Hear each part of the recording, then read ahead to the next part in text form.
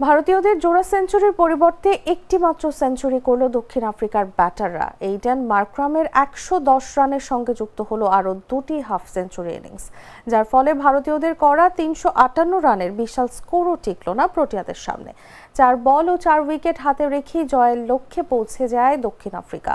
জয়পুরে অনুষ্ঠিত দ্বিতীয় ম্যাচে ভারতকে ৪ উইকেটে হারিয়ে সিরিজে সমতা ফেরালো দক্ষিণ আফ্রিকা। প্রথম ম্যাচে ভারতের করা ৩৪৯ রানের জবাবে ৩৩২ রান পর্যন্ত করে ফেলেছিল।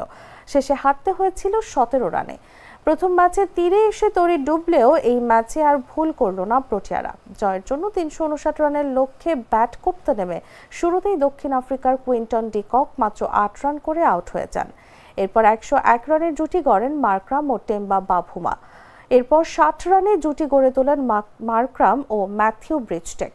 এর আগে টস হেরে ব্যাট করতে নেমে বিরাট কোহলি এবং ঋতুরাজ গায়কোয়াড়ের জোড়া সেঞ্চুরির উপর ভর করে ৩৫৮ রান সংগ্রহ করে ভারত। ৯৩ বলে ১০২ রান করেন বিরাট কোহলি, ৮৩ বলে ১০৫ রান করেন ঋতুরাজ গায়কোয়াড়, ৬৬ রানে অপরাজিত থাকেন লোকেশ রাহুল।